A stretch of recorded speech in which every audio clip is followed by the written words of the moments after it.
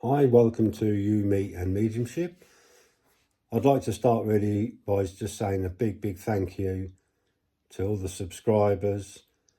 I know I'm not a very big channel, but it means an awful lot for me personally, to see people subscribing, asking questions and leaving some really nice comments. Now, they mean the world to me, and I truly appreciate that. So for anybody who's new, watching me for the first time, I apologise for the lack of glam. Unfortunately, I try and keep this very simple. It's just me and my phone, sat here talking to you, giving you some hints, I guess, what I get from obviously past experience, what I've gained from that, what I've gained from the writing that I do, from the sitting that I do, and the knowing, something that I've had since I was a child. This is this knowing that as much as sometimes you wish it go away, it doesn't. And I think there's probably other mediums on here who probably feel the same sometimes. When you walk away from it, it doesn't matter how hard you try, it will still come back, and things happen that just keep you on that route, if you like, of mediumship. It comes, it goes. Obviously, you're a child, and if you've got that ability as a child, it's still important that you live that life of a child. For me personally, I used to like my sport, played a lot of football and things like that, and you try your best really, just to live a normal life. And I guess as a teenager, you kind of turn your back on it really, because you're out with your friends, and you're working on your cars and doing all things like that, like a typical teenager does. And I think that's important that you do that. Obviously, you need to keep your feet on the ground. And I think when the time's right, you slip back into it and start working with it. And Spirit are aware of that. They understand the fact that we all have to have lives. We have to go through things, obviously, because of our purpose. We are spirit. We need, obviously, to experience. We need to be here to experience things and obviously learn for ourselves. We don't, by no means do we walk on water or anything like that. We're nobody special. We've just got this awareness and this knowing that is there, and there's not an awful lot we can do about it. I wouldn't lose that for the world, because I think sometimes it makes us see things a bit differently, understand things a bit differently, and it can be very awkward. Sometimes how you see things is not how everybody else sees things, and sometimes you might come across as a bit strange, but hey ho, that's the way it is. I'm happy I'm working with the ability that I'm being fortunate enough to be given or to work with. And like I've said before, the knowing is something that's very deep, but it's a beautiful thing to have. And the knowledge I wouldn't lose for the world. It's I don't know it all by no means, and I don't think there's any human being that will ever know it all. It can never be that way, that's for sure. So we're only capable of comprehending a certain amount of information from spirit, because a lot of it we just simply wouldn't understand at all. Wouldn't make any sense to us whatsoever. It'll be the same as we move into other realms. We will still be restricted to some degree, obviously not so much as what we are here, but as we work our way through those realms and into that light, that beautiful light, then we will obviously be able to accept more, understand more. And so tonight I'm going to talk about a subject that sometimes is quite difficult to work with as a medium. Obviously, the method of communication is identical. There's no difference. It's just a very emotional thing to deal with. And that is when a soul takes their own life. Now, it's very difficult, in a sense, to sometimes deal with the emotion that comes through. And obviously, it's on this occasion, if you are communicating with an energy that has ended its life here deliberately, then it's something that you have to try and explain to the sitter and try and not make them, but try and put it across in such a way that they understand where you're coming from, what you're trying to describe to them, if you like. The easiest way for me is obviously the sitter wants to know why. Why did you do that? Why did you leave me that way? Why did you cause me so much pain? Your family so much pain? That your selfishness, you're a very selfish person. I love you, but why did you do that? Why did you do that? So obviously you're sat there, and it's it's a huge responsibility to try and put that information through to them in such a way that they understand. Now, one thing I always make perfectly clear, and something that really does, I don't get annoyed that often, but what really does annoy me is the rubbish that is said about somebody who takes their own lives. And it is pure evil in my book. In my book. And a lot of people will not like me for saying that. But no energy, no soul that takes their own life is treated or seen in any different ways whatsoever once they are in spirit. Okay, there is no punishment for that. They are simply loved in spirit as any other energy that passes. There is no difference whatsoever. What people do not get a grasp of is that if this happens to a person, if they take their own life, this is because of illness, and it is no different than a cancer. It is no different than any other illness there is. Okay, they are mentally not coping with life. Okay, and there's always reason for that. So it is a kind of mental illness that somebody goes through. They can notice this, like depression. We've all been low. We know how horrible that feels. We know how difficult that is to be able to control it. And it is the same for somebody who takes their own life. They are at a point where they can no longer control their thought, how they feel. Their depression is beyond what many of us have probably ever been through. So we must understand that this is an illness. The reason they took that is because they took their life is because they can no longer cope. They are not treated in any different way when they pass. Okay, and I just find it astounding that anybody could think any differently, to be honest. Now, if an energy takes its own life, okay, because of the reasons that I've just said, when they pass, okay, in a way, I know that life is like a classroom and we need to learn lessons. They could not cope with that classroom. It was beyond what they could cope with. Now, the lessons still need to be learned. Okay, so what happens is that energy will rest, that energy will rebuild its strength, and that energy will return. The same lessons that energy is more, or the soul is still aware of what it needs to learn. It is still aware of what it needs to progress.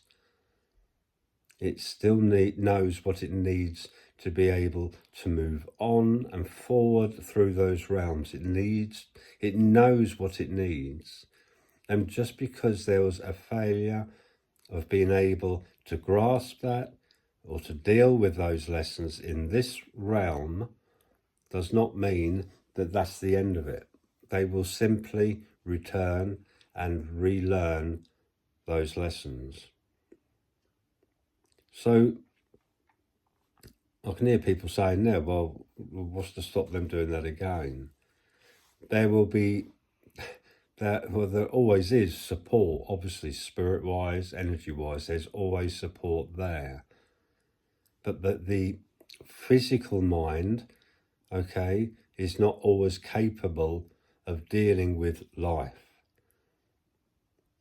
Okay, it has become so separated from its own beauty, if you like. It has become so far from it that it can no longer link with that energy within itself, that the physical mind is the thing that actually causes the end of that journey. The physical mind, not the spiritual mind, the physical mind. Now, for many of us, and it's very difficult for people that are very, say, emotionally, I can't say soft, but people who are soft-hearted probably would be a better way of putting it. A very soft-hearted soul can find this world to be a very harsh place to be.